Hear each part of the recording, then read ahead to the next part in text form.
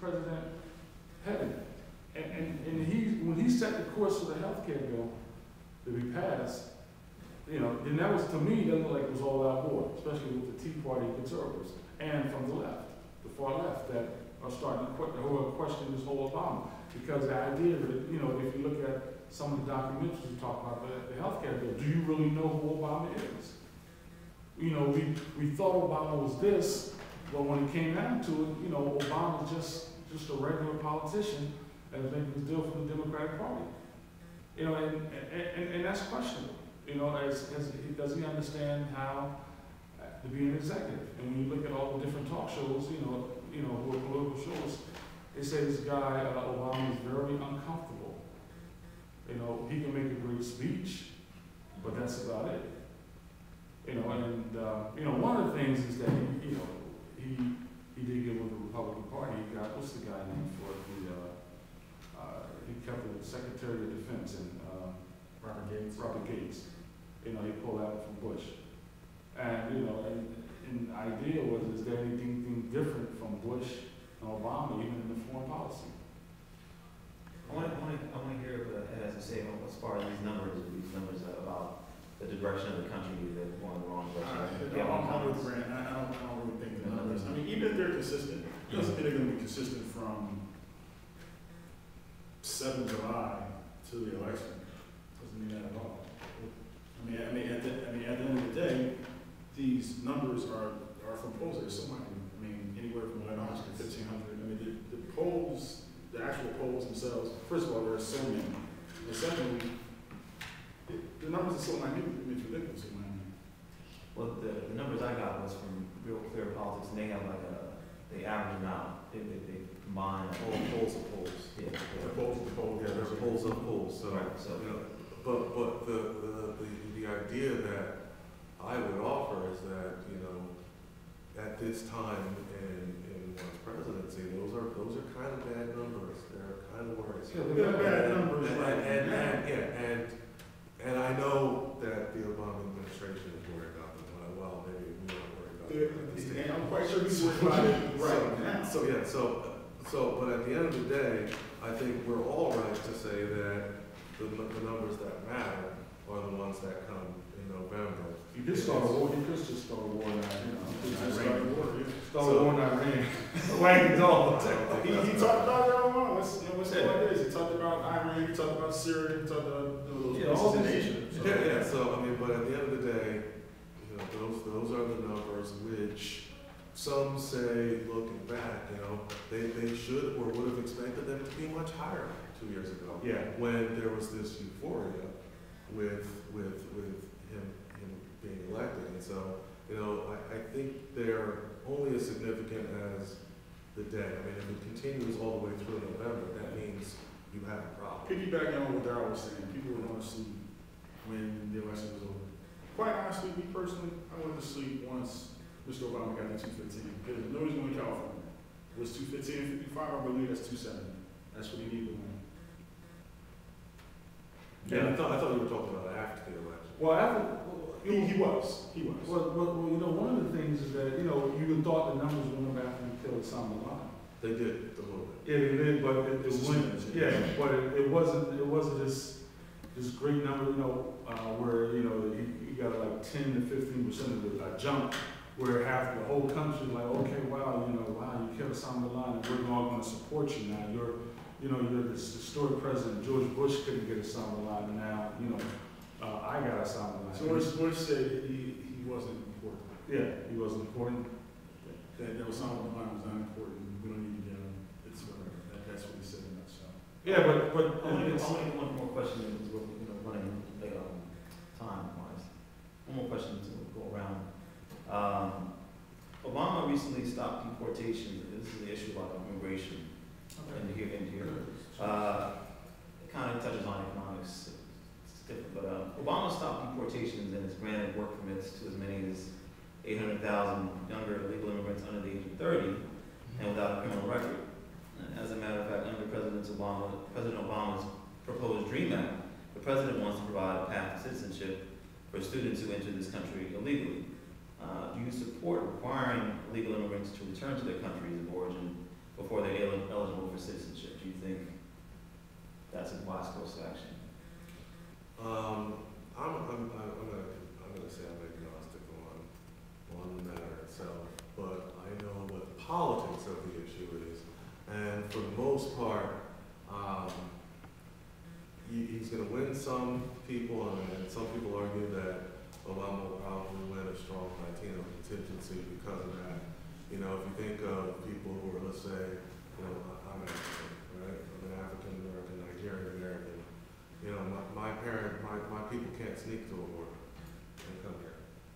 You know, you can't, for the most part. So, so you're basically thinking of a certain contingency, and that may help Obama in some regard, the Dream Act. And do I believe people should be deported or not? You know, I guess there's a how realistic is that kind of question, and that's something that Romney seems to be struggling with, to be honest. But I think that one of the things that people might expect, and I don't know if this is going to happen or not, but I think that's when Rubio becomes somewhat of a game changer. I don't know if he's going to pick Rubio as his VP, but you know, I think that if you've got the Dream Act on one side and you've got Rubio on the other, they may be offsetting each other. I mean, I think that Rubio could, in some way, help Romney get the Latino vote. So I think there's the immigration issue, which will be strong for President Obama, and then there's the possibility for Romney, if he chooses to go that route, that he might be able to get more votes with Rubio. But you know, you don't really pick your VP based on votes that you think you may get, but who knows? So based on what you're saying, I would add the question saying that do you think, you know, with the way Obama's standing on the Dream Act and what he's saying about stopping the deportations, do you think that's going to have an impact among the Latino population? Or do you think that's really not, that's just one of many important issues to the Latino population? That's an important issue, but you know, one of the things that Obama has did, he has deported more illegal immigrants than George Bush has.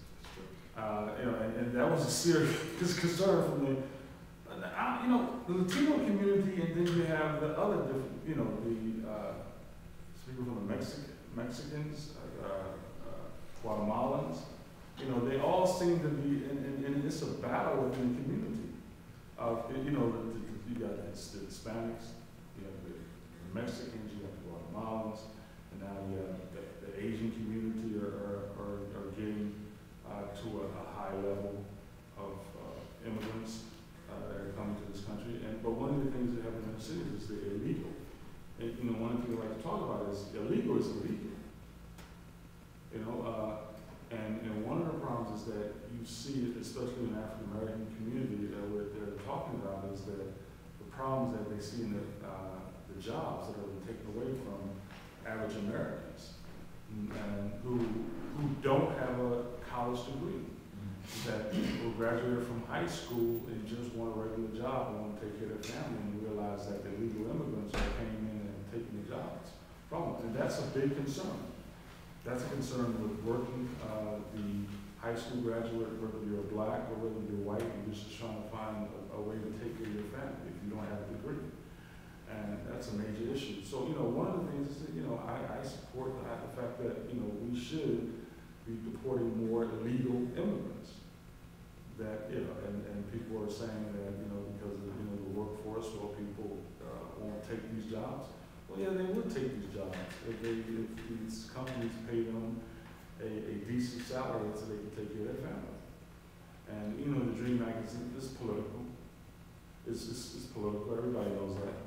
And the fact that it's going to affect, you know, a lot of illegal immigrants that come to this country. And then one of the strangest things you gotta also understand is, you know, America is the only country that if you, like, if I had a wife and I'm coming over to this country just for a visit, that baby is an American if it's born right here in America.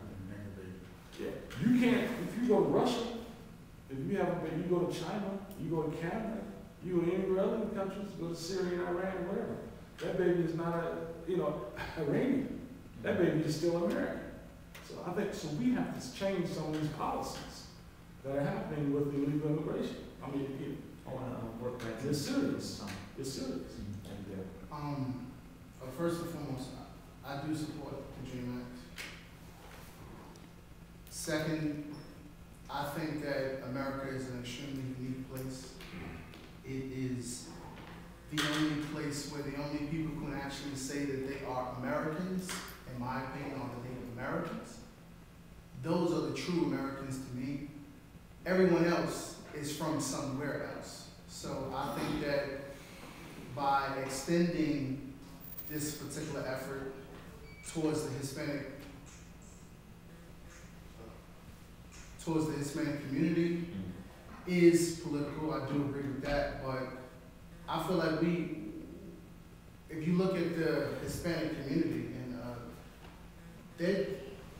they do jobs that we actually don't want to do. Like what? You know, they do jobs where they're doing landscaping, they're working in sanitation, whereas they're actually not on these particular books. The individuals who pick up my trash each and every week are Mexican. They are not on the books for these particular sanitation companies. The individuals who cook food, when I go out to restaurants, when you work actually in the back, and for me actually working in a restaurant and seeing that, these soul food, these Italian restaurants, these whatever the particular thing is, whatever the scheme is, these are Hispanic people. They're doing jobs. You can get your chance. You know, they're doing things that the typical, not saying all, but the typical American would normally not want to do. And they actually do serve a purpose. They do help our communities to be cleaner. They do help our particular economies to thrive, even if it's off the books. You know, so I think that it's important to remember that anybody that's American is not somebody that was born and bred here, possibly other than the Native Americans. So we can't become selfish and think that, hey, you know what, these other communities who may be in need, who may need some sort of salvation from wherever it is that they're coming from. I've been in wars where I've been ingratiated in communities where dictators decided if they lived or died. And those things, those experiences affected me. And I'm like, you know what, as much as I can say that I dislike George W. Bush, I would rather have a George W. Bush than a Bin Laden, Saddam Hussein. We don't know terror in this modern time like a lot of people from a lot of other places. So if we can extend a hand, and even if it's a hand that don't come often, even if it's a hand that say, hey, we're going to do a DREAM Act now, we might not even look at some act that's going to support that for another 50 years. I think we got to throw other individuals, other human individuals who may come from various places in the world a bone, because you're West Indian, you have a Caribbean background. I believe you have an African background. You know what I'm saying? We all have different backgrounds now, regardless of what. Even though we may have gotten here through slavery, and that may be different from some of our Hispanic brothers and sisters, at the end of the day, we are still people of color trying to make it in a nation that says, hey, you can make it if you are here. And I think that we have to throw some sort of support. Yeah, but we got to look at it. I mean, I support legal immigration. You know, one of the things is they always heard was they won't do